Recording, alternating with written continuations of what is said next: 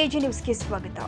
December 9ರಿಂದ ರಾಜ್ಯ ಸರ್ಕಾರ ನಡೆಸುವ ಚಳಿಗಾಲದ ಅಧಿವೇಶನದ ವಿರುದ್ಧ ಎಂಇಎಸ್ ನಡೆಸುವ ಮಹಾಮೇಳವ್ಗೆ ಜಿಲ್ಲಾಡಳಿತ ಅನುಮತಿ ಕೊಡಬಾರದು ಅಂತ ಕರ್ವೆ ಮುಖಂಡ ಶಿವರಾಮೇಗೌಡ ಹೇಳಿದ್ರು. ಬೆಳಗಾವಿಯಲ್ಲಿ ಸುದ್ದಿಗಾರರೊಂದಿಗೆ ಮಾತನಾಡಿದ್ರು. ಜಿಲ್ಲಾಡಳಿತ ಎಂಇಎಸ್ಗೆ ಮಹಾಮೇಳವ್ ನಡೆಸಲು ಅನುಮತಿ ಕೊಟ್ರೆ ಕರ್ವೆ ಶಿವರಾಮೇಗೌಡದ ಬಣದ ಕಾರ್ಯಕರ್ತರು ಮಹಾಮೇಳವ್ ನಡೆಯುವ ಜಾಗಕ್ಕೆ ಹೋಗಿ ಎಂಇಎಸ್ ನಾಯಕರಿಗೆ ಮಸಿ ಬಳಿಯಲಾಗುತ್ತೆ ಅಂತ ಎಚ್ಚರಿಸಿದ್ದಾರೆ. ಸೋಮವಾರದಿಂದ ಬೆಳಗಾವಿಯಲ್ಲಿ ನಡೀತಕ್ಕಂಥ ಕರ್ನಾಟಕ ಸರ್ಕಾರದ ಅಧಿವೇಶನದ ಪರ್ಯಾಯವಾಗಿ ಈ ಎಂಇಎಸ್ ಪುಂಡ್ರು ಅವರು ಈಗಾಗಲೇ ಸರ್ವನಾಶ ಆಗಿದ್ದಾರೆ.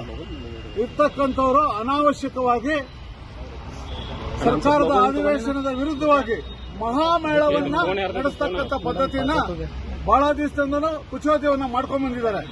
ಈಗಾಗಲೇ ಹಿಂದೆ ಅವರಿಗೆ ತಕ್ಕ ಪಾಠವನ್ನು ಕಲಿಸಿದ್ದೀವಿ. ಈ ಬಾರಿನೂ ಅವರು ಅನೇಕ ಗತ್ತುಗಳಿಂದ ನಾವು ಈ ಮಹಾಮೇಳವನ್ನು ನಡೆಸ್ತೇವೆ.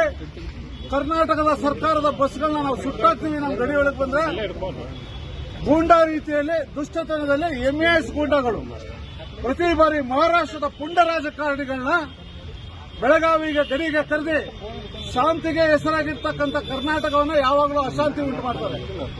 ಈ ಪೊಲೀಸ್ ಇಲಾಖೆ ಅದು ಜಿಲ್ಲಾಡಳಿತ ಯಾವುದೇ ಕಾರಣಕ್ಕೂ ಮಹಾಮೇಳಕ್ಕೆ ಆಸ್ಪದ ಕೊಡಬಾರದು.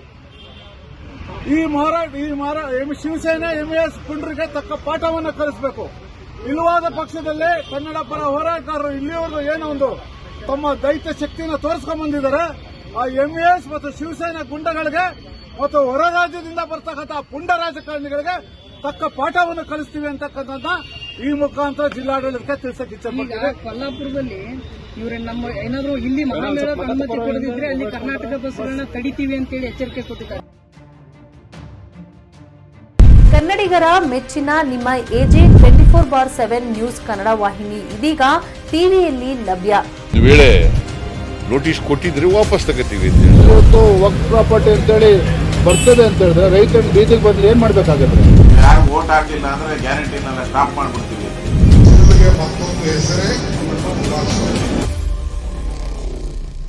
ಕರ್ನಾಟಕ ಮತ್ತು ದೇಶ ವಿದೇಶ 360 ಡಿಗ್ರಿ ಸುದ್ದಿ ಹಾಗೂ ಉತ್ತರ ಕರ್ನಾಟಕ ಬೆಳಗಾವಿ, ಬಾಗಲಕೋಟೆ, ಧಾರವಾಡ, ಹಾವೇರಿ, ಗದಗ, ಬಿಜಾಪುರ ಜಿಲ್ಲೆಯ ಕ್ಷಣ ಕ್ಷಣದ ವಿವರವನ್ನ ಪಡೆಯುವುದಕ್ಕೆ ಎಜೆ 24/7 ನ್ಯೂಸ್ ಕನ್ನಡ ವಾಹಿನಿಯನ್ನ ಲೈಕ್ ಮಾಡಿ, ವಿಡಿಯೋಗಳನ್ನ ಶೇರ್ ಮಾಡಿ, ಕಮೆಂಟ್ ಮಾಡುವ ಮೂಲಕ ನಮ್ಮ ವಾಹಿನಿಗೆ ಸಹಕಾರ ನೀಡಿ ಮತ್ತು ಚಾನೆಲ್ ಅನ್ನ ಸಬ್ಸ್ಕ್ರೈಬ್ ಮಾಡಿ.